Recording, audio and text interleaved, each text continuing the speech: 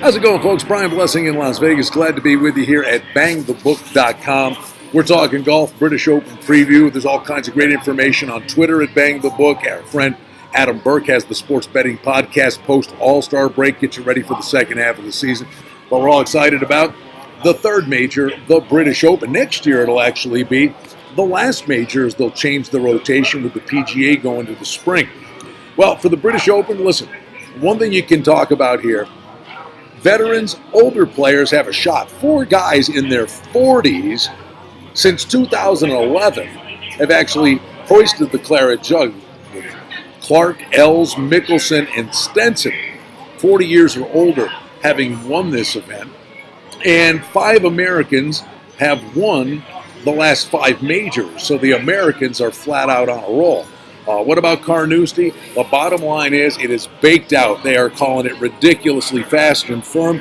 In fact, the fairways are going to be faster than the greens. I mean, they're talking about, seriously, someone could have a 500-yard drive, but the question is, you can't put it in pot bunkers. What will these guys hit off the tee?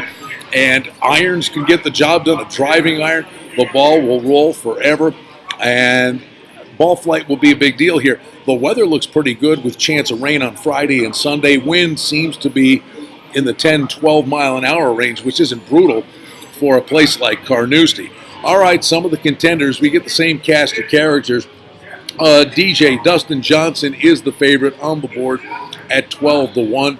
Always have to look long and hard at a guy like Johnson, but I just think there's better price plays that are out there. Justin Rose is actually the second choice at 14-1, and Rickie Fowler did good in Scotland. He's on the board at 16-1.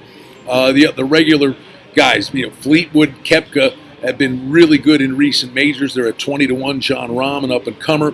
The Spaniard is 20-1. Jordan Spieth is the defending champion at 20-1. Said it was brutal for him to give back the claret jug, but his putting's been an issue, and can he sort it out? When he figures it out, I mean, Spieth is always a threat to win a golf tournament. Sergio Garcia and Henrik Stenson could be really salty at 25-1. Stenson hits the 3-wood, a country mile. Sergio has the really good, strong, low ball flight, which could reap rewards, especially if the wind kicks up. Tiger Woods is 25-1. Now, listen, 5 of the 12 tournaments this year, Woods has been a contender.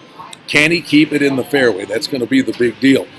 Ian Poulter, current form is going to be good. He's going to have raucous support. 50-1, not a bad price play for Ian Poulter. Justin Thomas, maybe a little bit under the radar, 25-1. But I will tell you, watching the U.S. Open, there's just no way I'm not going to play Patrick Reed in the British Open. He plays a draw, but he can push it left or right if he needs to. But he does have a good low ball flight. And the guy's flat out a bulldog. I mean, he was right there at the U.S. Open.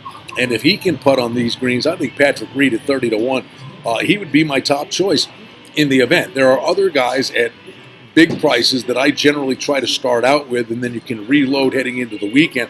Zach Johnson is at 60-1. He's won the British Open, and I'm telling you, he does it all the time. He plays in the John Deere Classic, hops on the charter, and he was in good form again this past weekend. Goes over to the British Open. He's got a good low ball flight, great wedge play. If his putter's working, Zach Johnson, 60-1.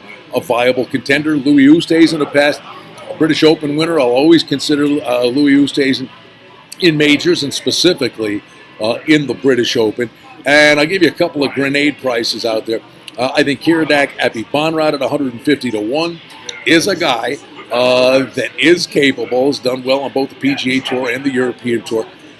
And this is an off-the-wall play, but I think Jason Duffner has a real shot at 150-1. He plays a piercing low draw, and putting has been an issue for him. But on these shaggy greens, I think Duffner's going to play from the fairway, and it's not going to shock me to see Jason Duffner on the leaderboard for a long time in this event at a big balloon number. All right, some of the matchups to consider, and matchups can kind of point you in a direction for guys that are being considered from an odds maker's perspective in terms of future plays. I mentioned like Patrick Reed a lot. He's a $1.20 favorite over Tyrrell Hatton, the Brit, at even money in that matchup.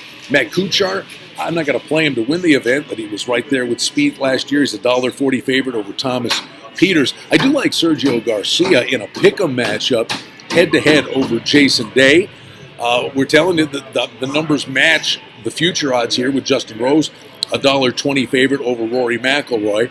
As for Dustin Johnson, he's $1.40 over Jon Rahm. He's $1.30 over Rickie Fowler. And, of course, we got to focus on Tiger Woods because you know the TV coverage will. He is minus 15 cents against the U.S. Open champ Brooks Koepka. And Tiger, slight dog against Jordan Spieth. Spieth is a 15-cent favorite in that head-to-head matchup. I think there are price plays that are out there. It's great fun here on the West Coast. I mean, the TV coverage comes on at 10:30 at night. Won't be getting much sleep this week, but we love the British Open. Glad to have the information for you here at bangthebook.com.